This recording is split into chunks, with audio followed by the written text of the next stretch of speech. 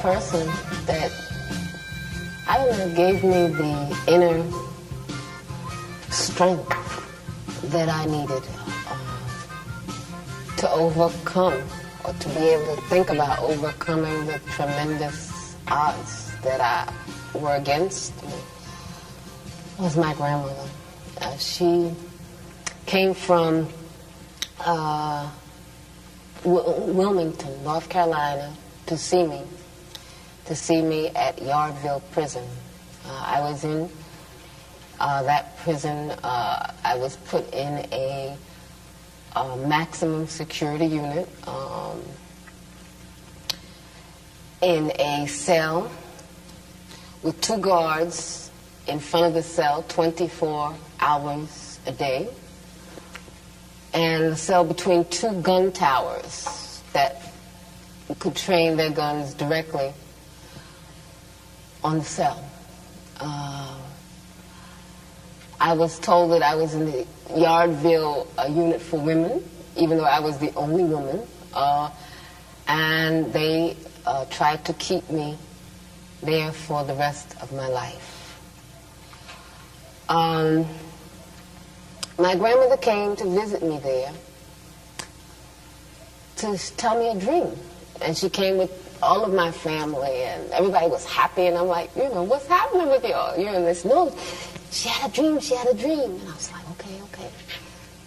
And so my grandmother's dream was that she was dressing me, that she was in an old house that she lived in when she lived in New York still, and she was putting clothes on me. I said, is that the dream? She said, that's the dream. And I said, well, was I little or big? She said, no, you were big. So I said, oh my God, the only time people dress anybody when they're grown is when they're dead. And so she said, no, I know what you're thinking, no. What this dream means is that you are going to leave this prison. I don't know when, but it's going to be much less time than you've already spent here.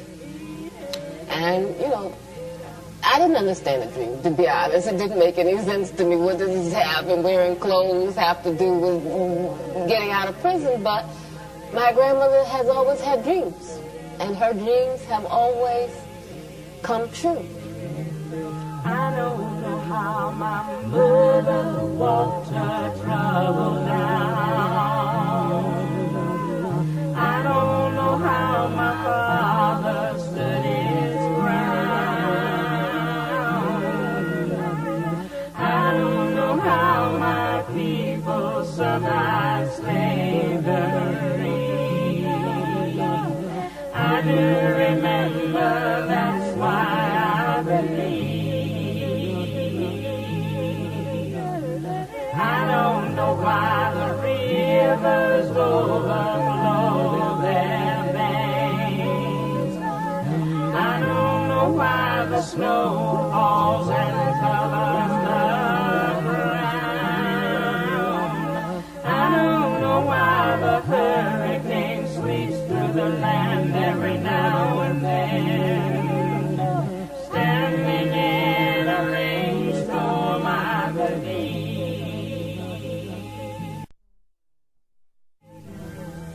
Many people say that injustice and hunger are walking freely all over the universe, and that nature is seeking a response.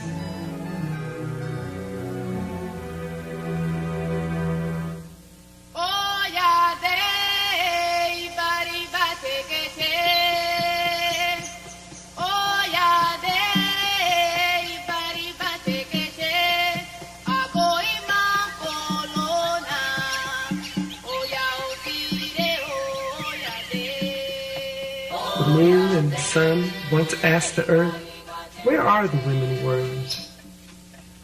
The earth responded, they have been scattered all over the world, but they can always be identified by the beauty in their eyes, which reflects the dignity and the greatness of the rainbow. Nevertheless, continued the earth, they suffer greatly, often much more than what is commonly endured by a human being. Why? Then the moon and the sun responded energetically. We have to look for them. We have to bring them together.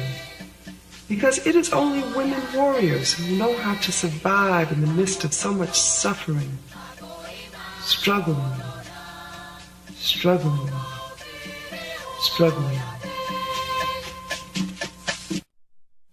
I come from a tradition of women maroons, cimarrones, who didn't just try to escape from oppression, but were totally mind, body, spirit committed to resisting and committed to winning. Whether was Nanny in Jamaica, who fought against the enslavers, whether it was Harriet Tubman, who helped to free more than 700 slaves.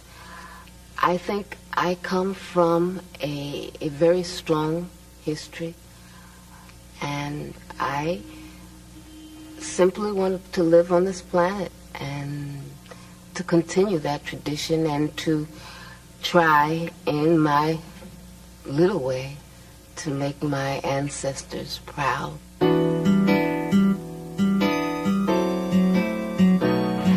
I want to live in a country where freedom means something.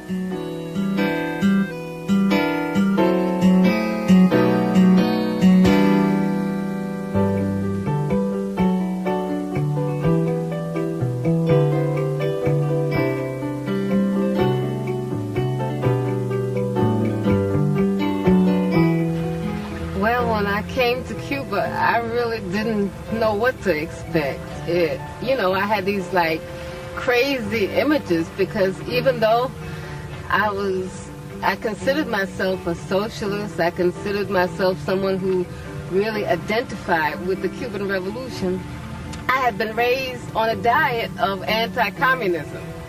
And so I came here and I was like expecting, first of all, everybody to look like Fidel.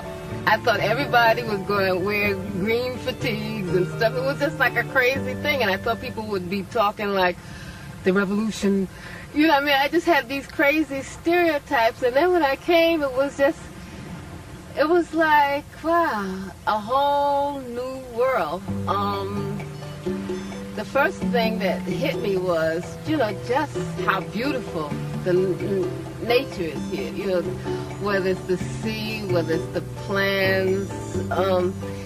This is one of the most beautiful places I've ever seen in my life. Everything is so lush, so green, so ripe.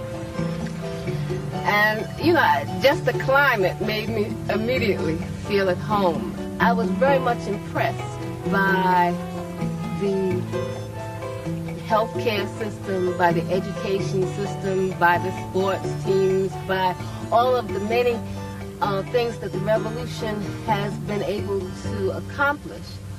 What has impressed me most has been how people live, just how people relate to each other. I mean, I come from a society that is literally at war with itself. I didn't even know how to react to people when I came here. People would just come off the street and start talking to me, and I would immediately get paranoid. What do they want? It was very difficult for me to realize, somebody would say, what time is it? Or where did you buy that? Because Cubans will come up to you and just talk to you, whether you were in a store or on a line, and that was something very different, that human contact.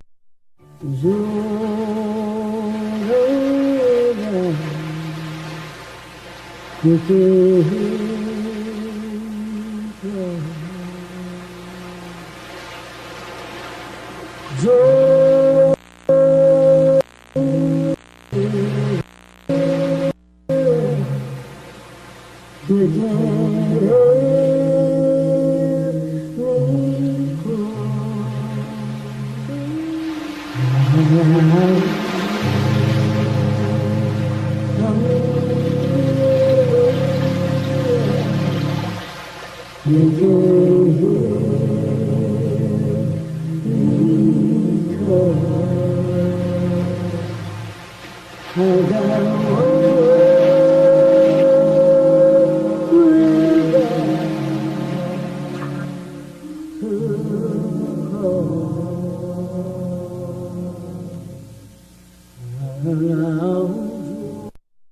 was born in 1947 in New York City.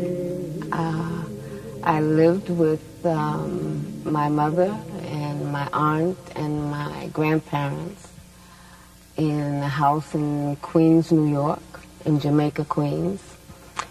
And I stayed there until I was about 3 or something. And I went with my grandparents to live in Wilmington, North Carolina. My grandparents decided to go back to Wilmington because Wilmington was their home, and because also they wanted to open up a small business. They had saved all their money hoping to go back to Wilmington, and they did go back, and they opened up a small business on the beach by the sea.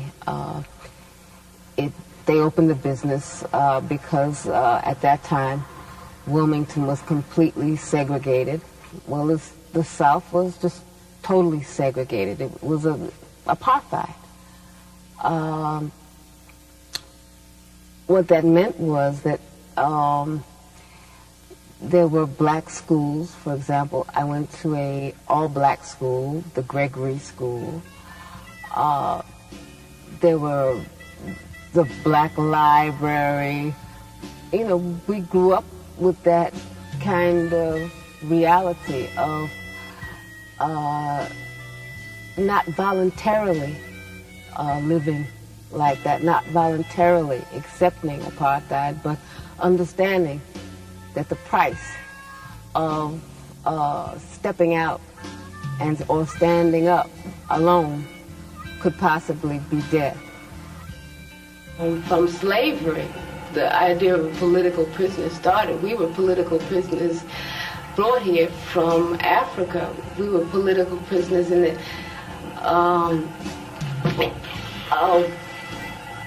in order to keep colonialism fat, in order to keep the plantation owners that profited from our sweat and labors, we were kidnapped and brought here as prisoners, and our status hasn't changed, whether it's on the streets. We're prisoners of the ghettos,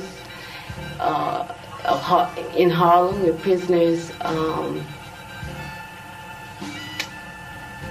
in small tenements. We're prisoners of urine-smelling hallways, and I mean,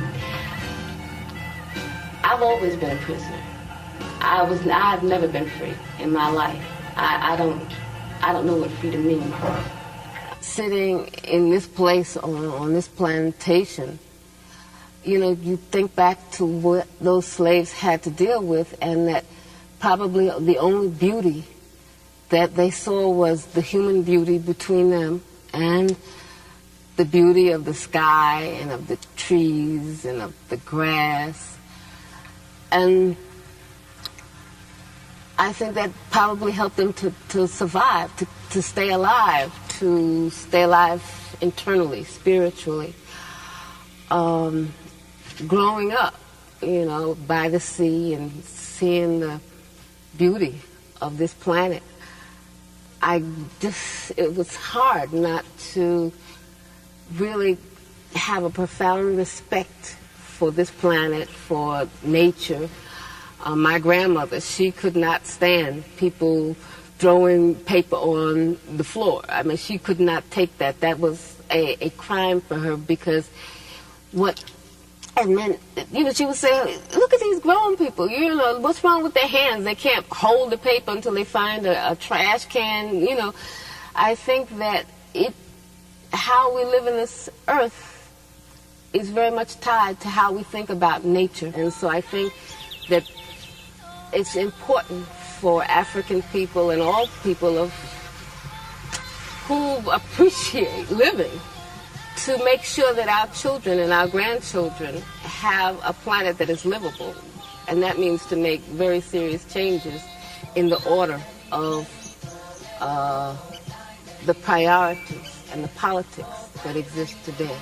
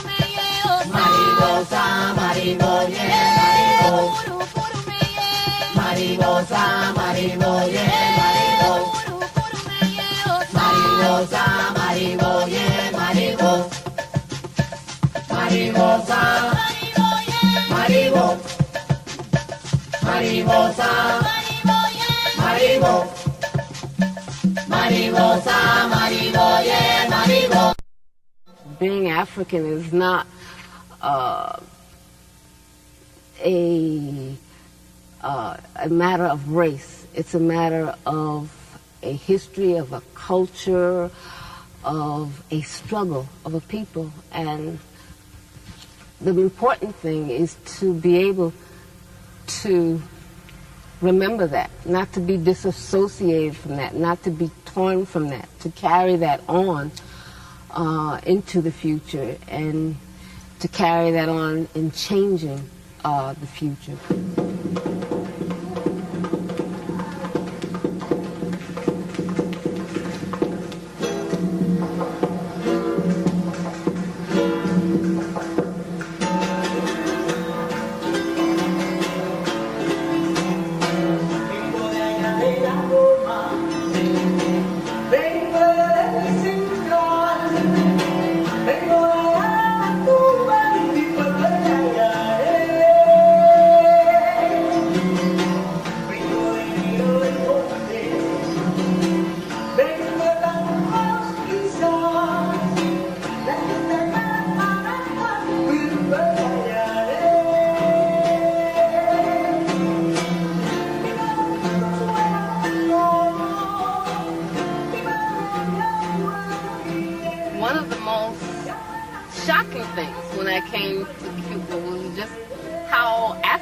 Cuba is.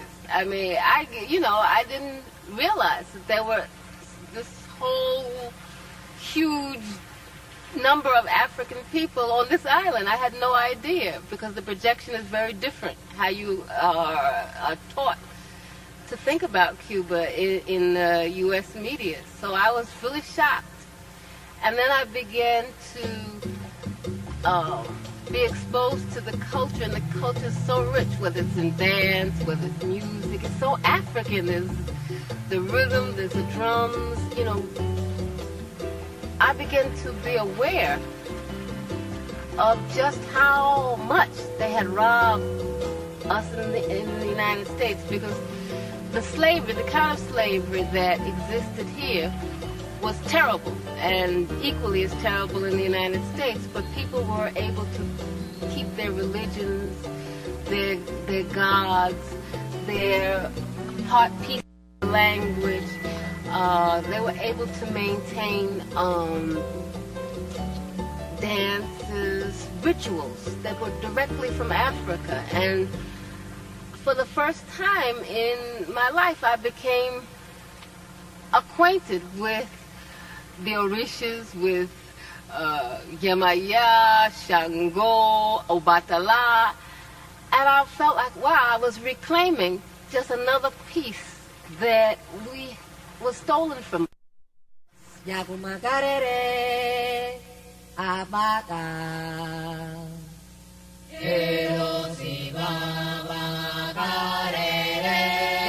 Yagumagarere, Alatariye, Erosiba, Moro, Coro, como temero, Modena, Yemomo, Temaka, Moro, Coro, como temero, Modena, Yemomo, Temaka, Otani, Mamatara, Eroni, Mamarora, Lawe del oro, Seriki, Lorun Apeleya, Sakake, Misa, Okuroba, Boba, Ena, Yemata, Keyana, Yo, Moro, Coro, como temero, Modena, Yemomo, Temata, Moro, Coro, como temero, Modena, Yemomo, Temata, Otani, Mamatara, Eroni, Mamarora, Lawe, Eloru,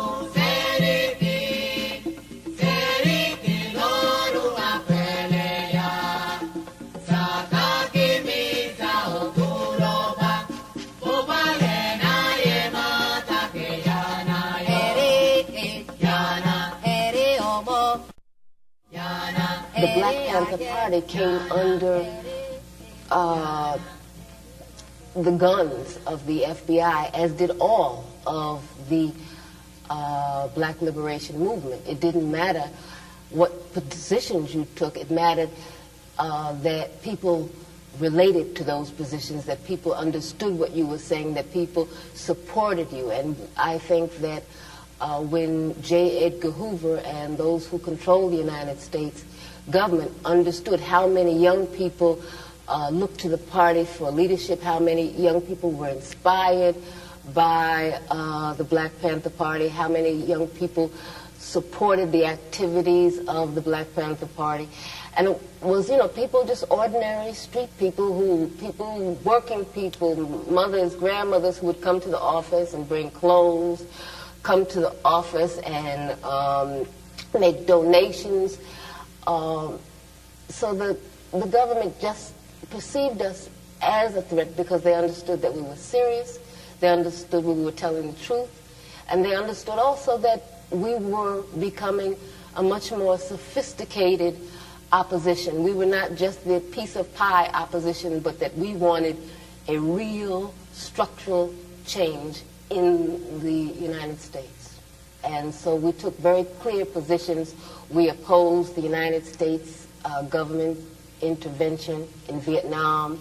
We opposed the blockade against Cuba and all of the other U.S. policies that were hostile to the Cuban Revolution.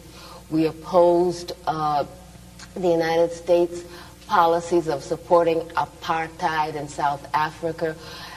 We opposed all of the U.S. government's imperialist policies against all progressive people's struggles.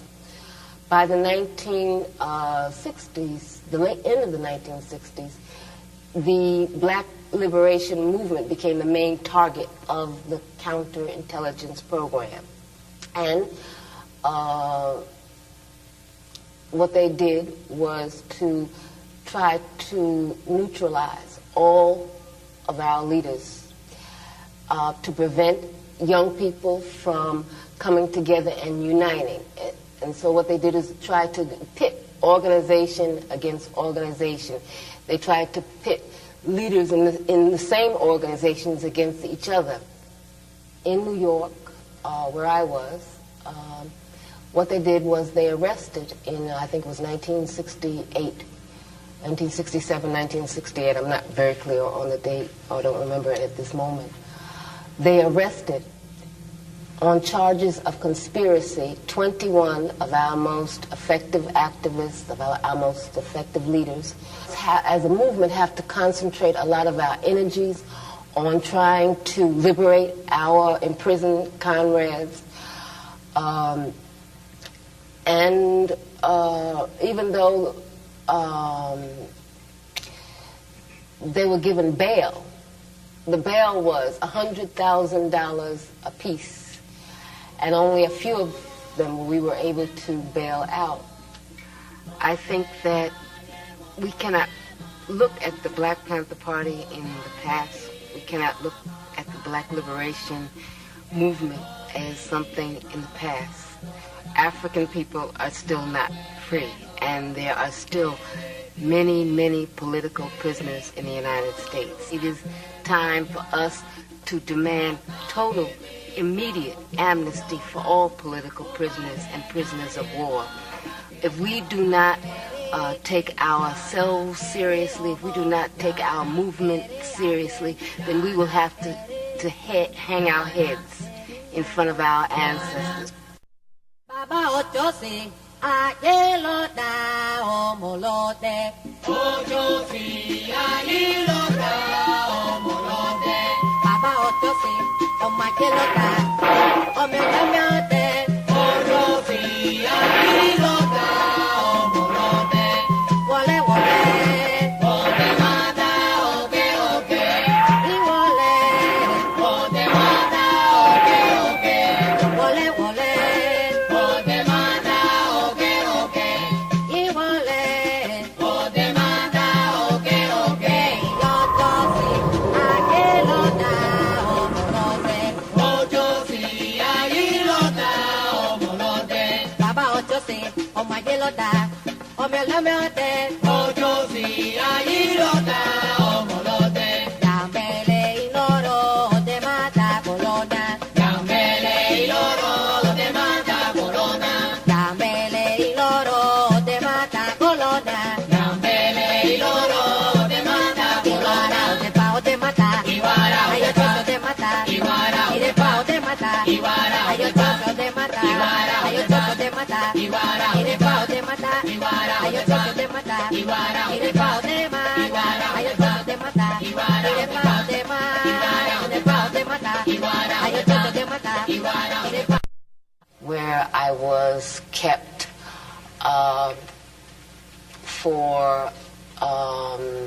in a room, isolated for something like 4 or 5 days.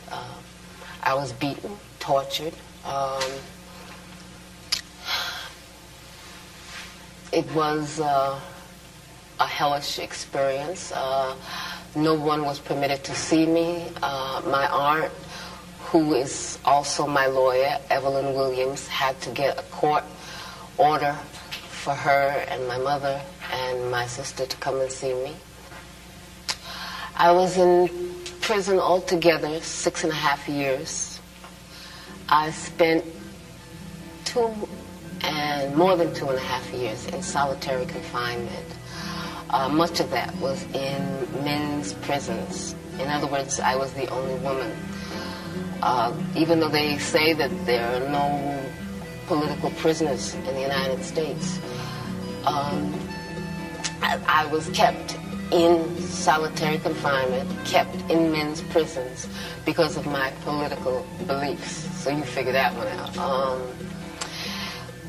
what it was prison. Prison was hell. It was a new kind of plantation. I feel like a maroon woman. I feel like an escaped slave, because what I saw in the United States in those prisons was slavery. It was black people with chains in cells. It was just poor people, you know, I mean, just stepped on and smashed. I'll never forget what I saw. I'll never forget what I've lived through. I'll never forget what my people have lived through.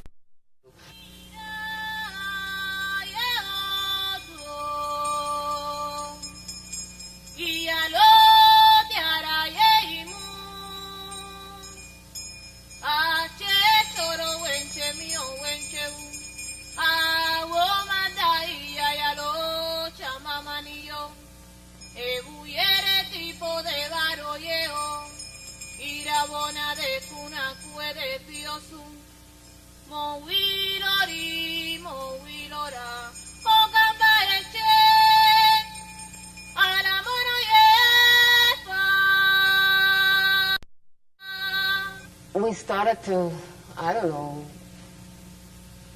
to feel tender toward each other. We started to feel an attraction, to feel like human beings again, I guess is the word for it. And the subject of sex came up, and we thought about it, and we talked about it. And it was really heavy. It was a heavy, heavy thing, because, you know, I didn't know how to feel. Because so much that was around us was like slavery, you know? I mean, it was like very clear they were out to wipe us out. And it was real. It wasn't any fantasy, wasn't any joke. They were out to take our heads. And, you know, I felt like a slave. I'm sure he must have felt just like a slave. And we said, well, how could we even think about bringing a child into this world? But then what other world is there to bring a child in? I mean, the world is a terrible place. And, you know, I thought about my mother, my grandmother, my great-great-great-grandmothers, and what they must have thought about as slaves, bringing life into this world. And, you know, we just decided that we were going to live, you know. We were going to live, we're going to struggle, and we're not going to kill our own hopes. We're not going to kill our own life. We're not going to kill our right to live. And so we just decided to be human beings, to be people. In spite of all the people that were trying to squash us down and all the forces that were trying to dehumanize us, we decided to be human.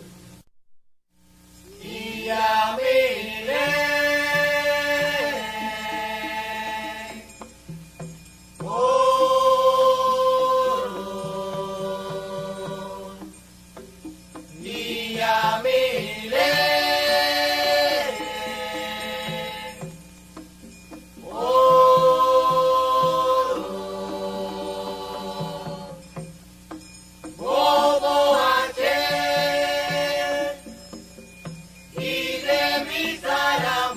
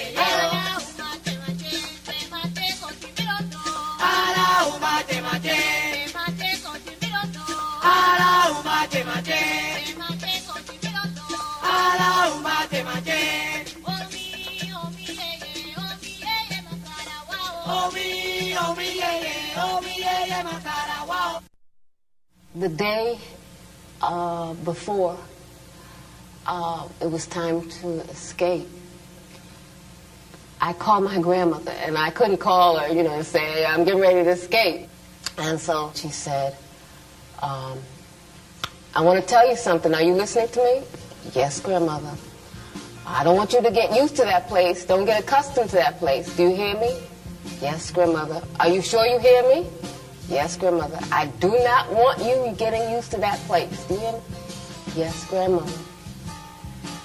And so when I hung up the phone, it was like a sign. It was like, you know, my grandmother knew. It was like everything was ready to go, and everything went fine.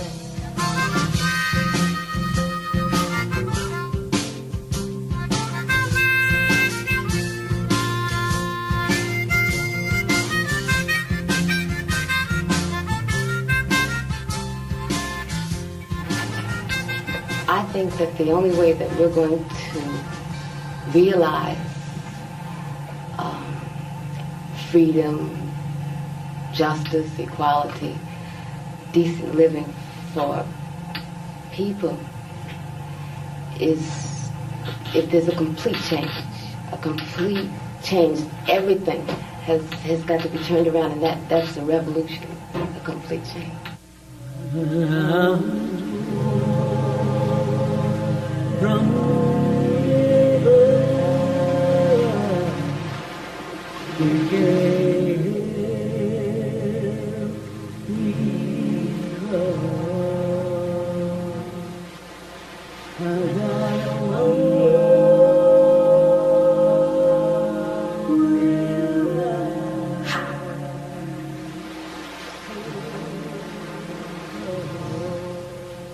Separation has been very hard on my family.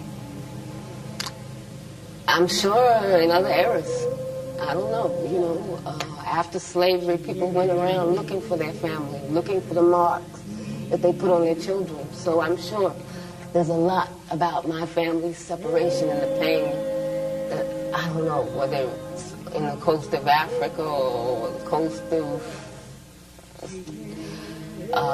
some island in the Caribbean or in the United States. Separation is a real part of being African in the Americas, being slaves or ex-slaves. In my own case, prison has meant separation, exile has meant separation, and well, I'm going to be real right now because I can't be any other way. Today, my mother died. And I didn't know if I could do this, but since I didn't have anything else to do, and I figured this was the best homage I could pay to my mother, is to try to carry on her tradition, what she passed down to me, what my grandmother passed down to her, and what their foremothers passed down to them. I hope that I can live up to my mother's example, and I hope I can live up to my ancestors' expectation of me, because I really believe that I have a duty to all those who have come before me, to all those who lie at the bottom of the ocean, to all those who lost their lives, whether it's in the cane fields or the cotton fields or, you know, hanging off some tree, to continue this struggle and to continue to love and to continue to believe and to continue to try to be human to be giving, to be loving.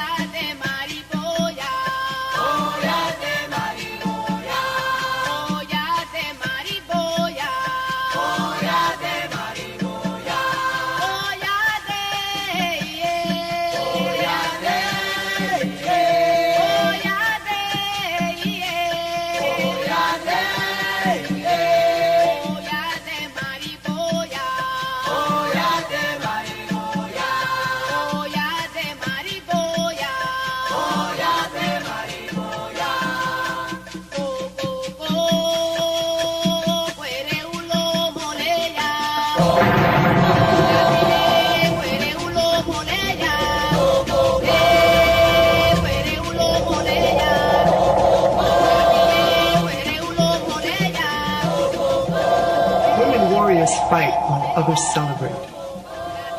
It is only they who see the dreadful colors of suffering. It is only they who perceive where the intense splendor of victory is to be found. Because warrior women are the eyes of the rainbow, the eyes of the rainbow, the eyes of the rainbow.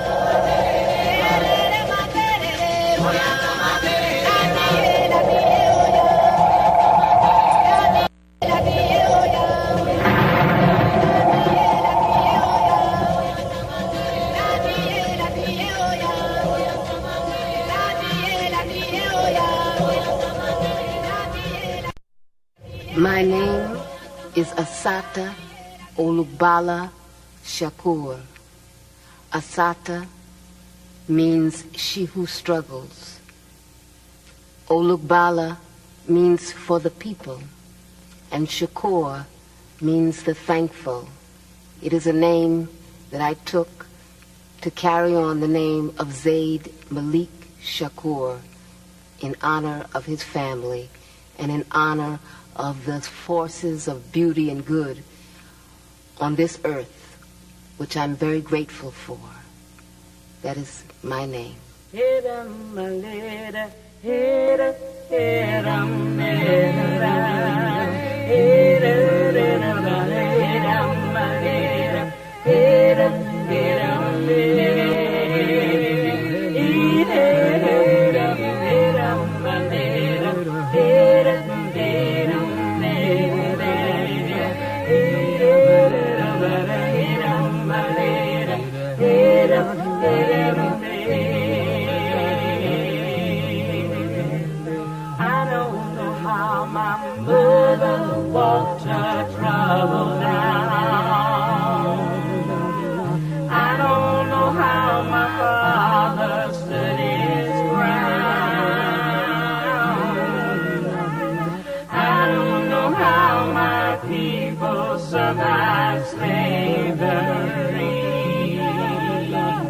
I do remember, that's why I believe.